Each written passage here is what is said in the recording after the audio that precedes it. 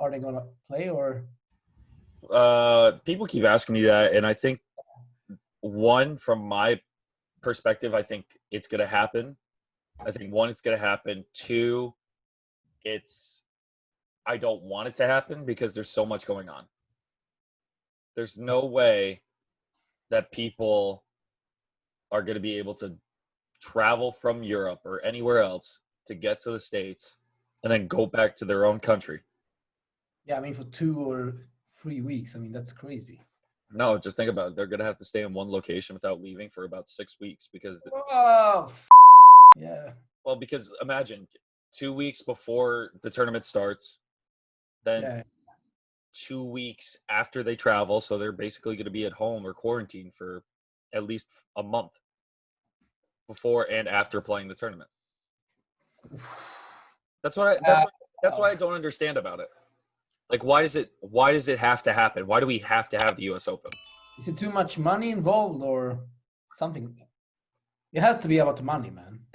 Well, they're already losing a shit ton of money. You can imagine how much they're losing just from ticket sales alone. Yeah, of course. So most of the money is going to come from TV and advertisement. That's going to be on the court. It's crazy, man. Like Roland Garros wants to have fans. You think? You think that's going to happen? No, man. I mean, we haven't seen any sports. I mean, any big events have fans in. So how is that going to happen, man? I don't know. That's the crazy part when it comes to dealing with tennis, and because it's so international. Yeah, exactly. I have tennis players. I just had a player comment on the post I just made from Instagram saying that there was going to be unsportsmanlike content. And they're like, "Where do I find this? Like, where do I find this document?" I'm like, "I don't even know. I found it on Twitter." That's what's crazy about that. Yeah. As usual, they find out on Twitter before. How's it like? How do you guys find your sources? Do you have sources for Tennisportalen? Yeah, we have. I mean, we have. I have different people. I have players and people contacting us, and yeah. Do people contact you for information, or do you go to them? It's actually both. I mean, I get a lot of tips about different things, and I mean, I met people from Stockholm Open and Swedish Open over the years that work with the tournaments, and they contact me with stuff, and it's kind of both. But I mean, we get a lot of info from many sources, many Twitter sources. Many Twitter sources. I assume you have the same. Yeah, it's kind of the same deal. I just try to ask around as much as I can, and whatever I find, somehow Twitter has more sources than anyone. Yeah, which is effing insane. I don't understand that. I don't understand how players don't. I mean, they don't get contacted before things go out on Twitter. I can't understand it, but I don't know. All right. So since we're recording, I wanted to ask you about the top seed. Are we recording? Yeah. Yeah, I've been recording this whole time, dude. Yeah, sorry. No, you're fine. Nice. Don't worry. Hey. I wanted to get your opinion because I want to talk about more professional tennis and then get into your tournaments because you have a lot going on where you are, and you've been so busy. You've been so busy. Thank you, man. I'm trying. No, you're doing great. I think for women's tennis, the top seed event, what do you think about it in Kentucky? If I'm being honest, I haven't read too much about it. I've seen they have like a crazy starting field. They have I'm right? Yeah, so the people that I've learned that are going, or from what they've announced, Google it right now. Serena, Venus, Azarenka, Coco Gauff. I think McNally's playing it. I'm seeing Sabalenka as well. Really? Top seed, yeah. Is it? It has to be. Yeah, Sabalenka, yeah. She's playing it? She's in Kentucky? That's crazy. Azarenka, did you say her? Yeah, Azarenka. Who else? Who else did I miss? Anisimova. Yep.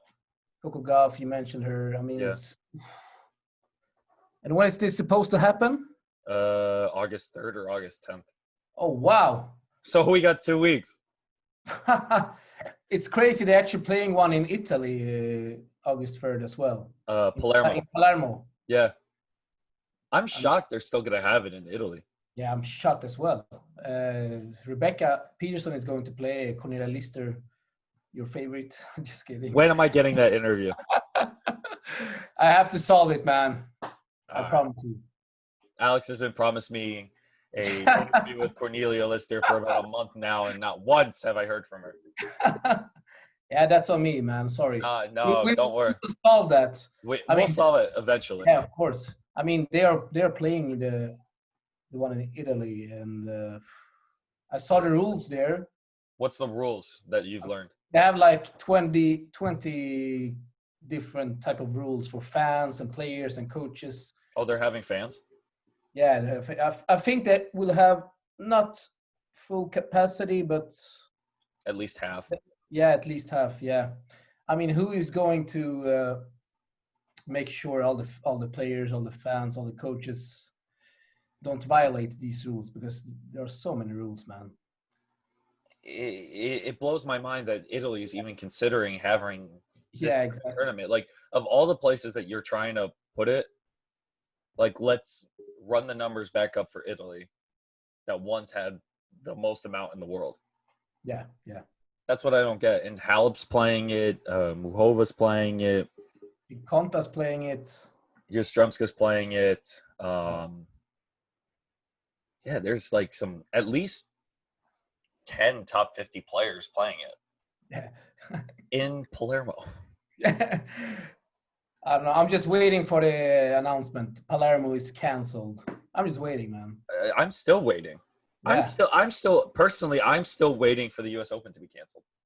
I mean, the Palermo tournament starts in a week. I mean, you think it's going to be ready? I've seen pictures. They have the no, they look good. They've been doing a great job preparing for it. But in terms of players and organization, it's like, where are they all staying? First of all, where's the tournament hotel? Like, that's my next question, because that was one of the things that I mentioned in my last video when the City Open was canceled in DC. Yeah.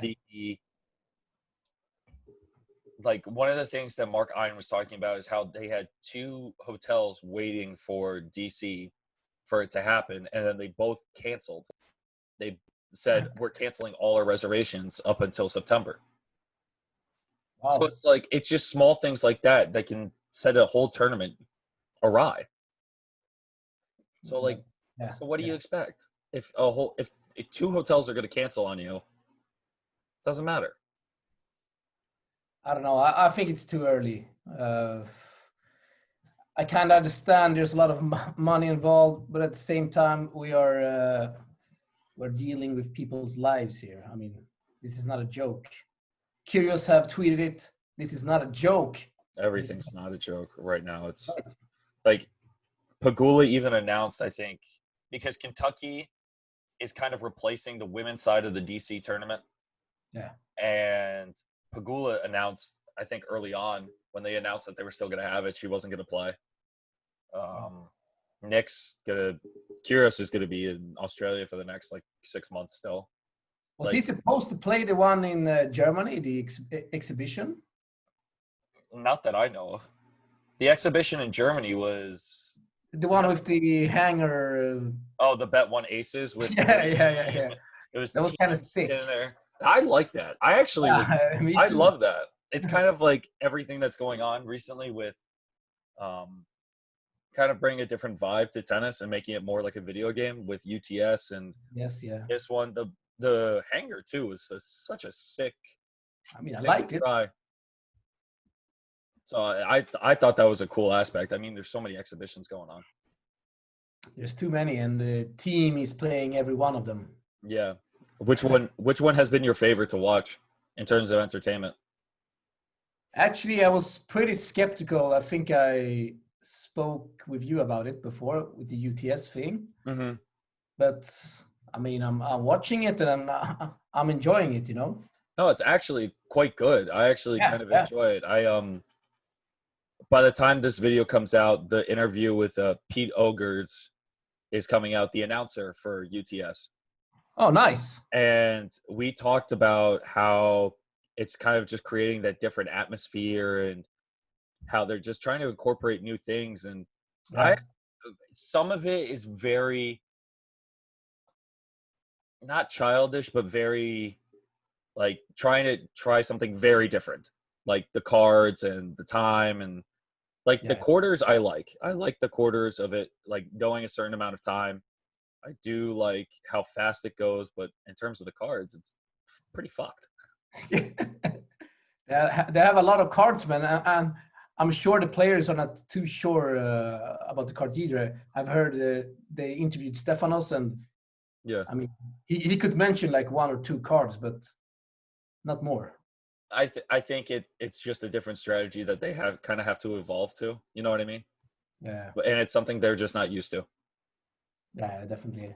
I mean, I like the social media game from the UTS. It's been sick, man. With all It actually has been pretty good. I talked to who did I talk to about this for the UTS? I forget who I spoke to about UTS, but in terms of the nicknames for definitely. did you like the nicknames? Because for me, it was kind of weird. It was kind of like They have some weird ones. Yeah, I like the Greek god, of course. Greek God was expected. Yeah, but I mean the virtuoso, and they have Virtuoso was a cool name. El Fuego. They have Who's El some. Fuego? Yeah, I don't know. I mean, here it is, the lion for Alexander Zverev. I'm not sure he's supposed to be the lion. If he was a lion, he would have won a slam already. My God, that's just tough. I mean, Never Rafael heard- Nadal, you could say he's the lion. Rafael Nadal. No, Rafa's the bull. Remember, if we say he's Yeah, anything sorry. else, Nike's gonna sue him. No, but El Tornado for Mutet. Mutet actually, I thought Mutet would do a lot better. Yeah. Yeah, the guy's. I like his personality and how fiery it is. But if he breaks another racket, I swear to God, Wilson might sue him. That's crazy. I like the rebel for Benoit Paire. I mean, that's yeah. a pretty good one. What's everyone's obsession with Paire and like what he does off the court? It doesn't really matter. It really doesn't matter. On Twitter, he was like doing a hookah or something, and everyone was like, "What's going on?" And I was like, "He's just living his best life. It doesn't really matter." He's just enjoying himself, man. And I mean, he has this beef with Bartoli. You probably heard about it. No, I haven't. What is this? I think she tweeted out like that he's like a child or something like that. When was this?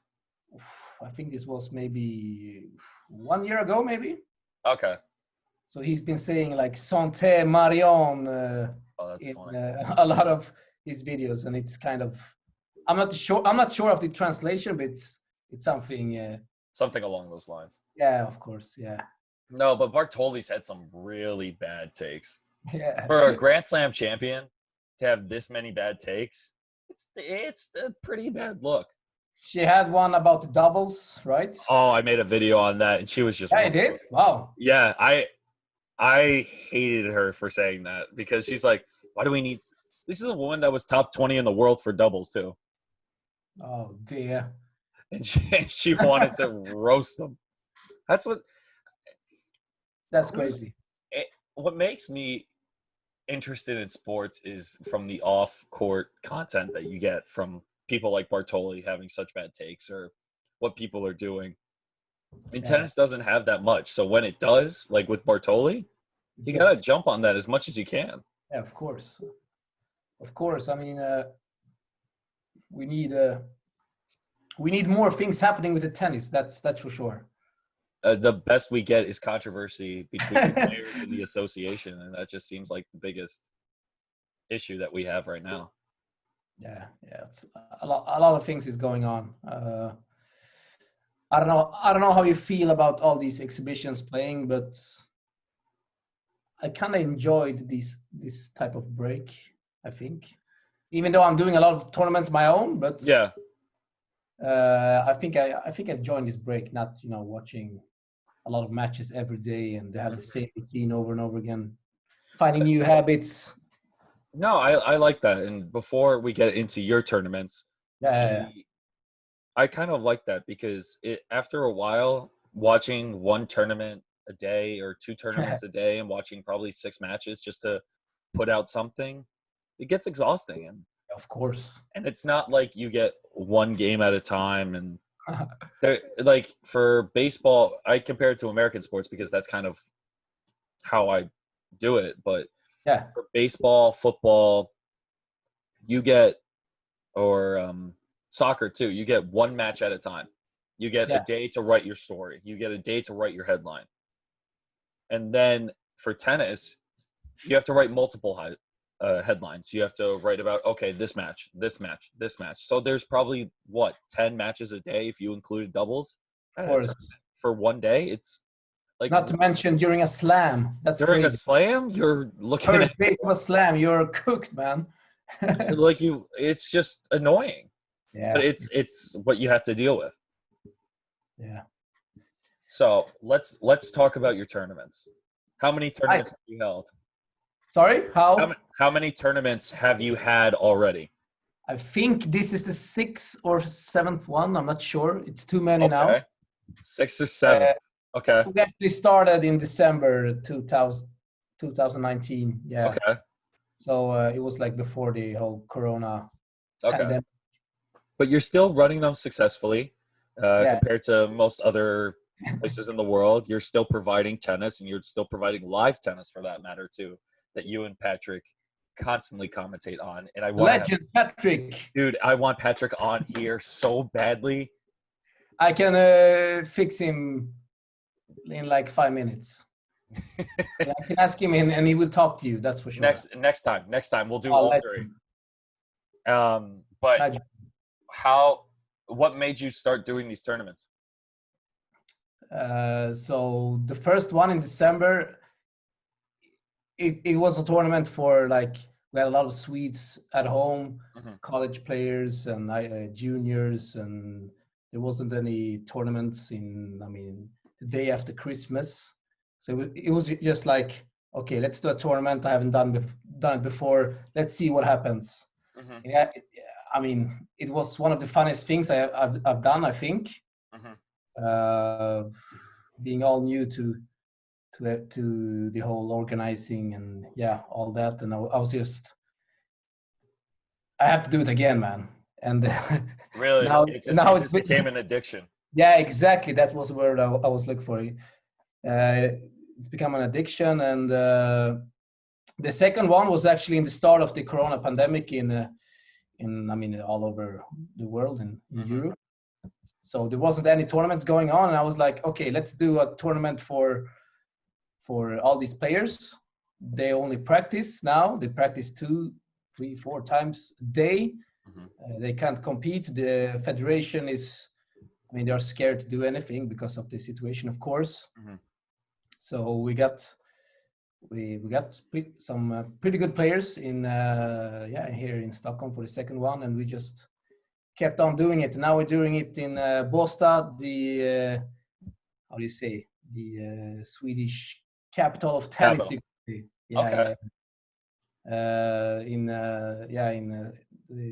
Skåne in Sweden. You probably heard of the Båstad Swedish Open tournament. Yeah. So we were playing at the same venue now. Wow. It's pretty cool. Yeah, it's pretty cool since the real Swedish Open have been cancelled, of course, and we're playing at the same venue with a lot of good players. We have Holger Rune, and we have some pretty, very, very promising juniors. And Cornelia Lister is playing as well. So it's become an addiction, and I think it has been. Yeah, and I'm sure we will continue doing this because it's been a lot of fun. So what's been the hardest part and the easiest part for you as a tournament director now? It's your 6th or 7th one. It just seems like you have a knack for it. Thank you. So I would say the hardest thing, maybe not the hardest, but the toughest thing is to deal with all the things around the tournament, the hotels, the information for all the players, talking to all the sponsors, and all these small things outside the tournament that takes a lot of time. The easiest part, I would say, is player connection. Oh, really? Yeah, because everyone's been. I mean, it's a cool event. I want to play, even though we have this thing called the Swedish Summer Tour. Mm-hmm. Then we have like one event every week for the Swedish elite players. Okay. It's actually colliding now with one of them, but we have some players choosing our event instead of the Federation one, which is Wow, that's awesome. Yeah, that's awesome. Yeah, I agree. So the player connection, it hasn't been too hard, I have to say. I don't want to sound cocky, but the players, they want to play matches. I mean, It's pretty simple. No, it's not cocky at all. It just seems very easy, and logistically speaking, for you, yeah, I would always think that having players come play your tournament is going to be a little bit harder compared to something that they know and is sanctioned by the Swedish Federation, for that matter. But for you guys to have a up and comer like Holger Rune, and you've had one of the Ymir brothers play, I think Michael. No, it was Rafael, the youngest one. You had the youngest. You had the young. There's three of them. Okay. Yeah, there's three of them. Did you have Peterson play your event too? No, she was very close actually, but okay, has been injured. She would have played this one, but she's playing Palermo instead, so it's kind of okay. It makes sense. Yeah. So how much prize money do you put into it, or how does that work? So now we have 1,000 euros for the winners. Wow. It's a funny thing. We actually had 1,000 euros for the last one, but during the event on day one, a pretty successful guy in how do you say, in business in Sweden, one of the richest guys in Sweden. Let's see his name now. Christer Gardell. Okay. One of the guys in Sweden. He's a big tennis fan. He came by and he was like, "Fuck, I love this event. I'm giving away 10,000 euros for the winners." Yeah, that's huge. Yeah, so we had 5,000 euros for the winners for the men and women. Okay. So Jacqueline Kabayavad, the 500 ranked player, she won the women's tournament, and she's awesome. Never been close to winning that amount of money. So and Holger Rune, of course, won the men's. So of course. Kind of cool. Do you think eventually you'll try to get it to be like a ITF level tournament? That would demand a lot of work, but I don't say no to a challenge, man. No, that would be huge, dude. That'd be huge if you could get it like sanctioned for actual points for players. That'd be awesome. That would be awesome, of course. I mean, I'm kind of new to this, but at the same time, I put a lot of time in this. I don't do anything else right now, and it's become an addiction, as you said. I love it. And if you guys want to go check out what he's doing, I'll leave a link to his Instagram down below as well as his website. They're doing a lot of good stuff and constant highlights too on your YouTube channel, which I have to say is hard to constantly upload like that. I'm very surprised by that. What'd you say? Did you think of any specific video or? No, I've just been following along because you guys do a very good job at the IGTVs, the interviews constantly. I don't know what's with the McDonald's after tournaments. You got to explain that first. I don't know either. It seems like you're always at McDonald's now. As someone that's with professionals, I feel like McDonald's is the last place they would go. I actually drove home a player from a tournament nearby. His name is Carl Freeberg. Okay. He's 600 in the world. He was like, "Fuck, I've seen your McDonald's pics on Insta. Let's go and eat McDonald's, man." I was like, I love it. Why not? That's awesome. But hey, thanks again for joining me today. I love talking about everything like this, but make sure to go check out Alex right here. I'll leave the link in the description below. Thank you. Follow Philip, the man. Philip, how do you pronounce your last name? Fama. Yeah, it's like if people want to kind of get it easier, it's like llama but with an F.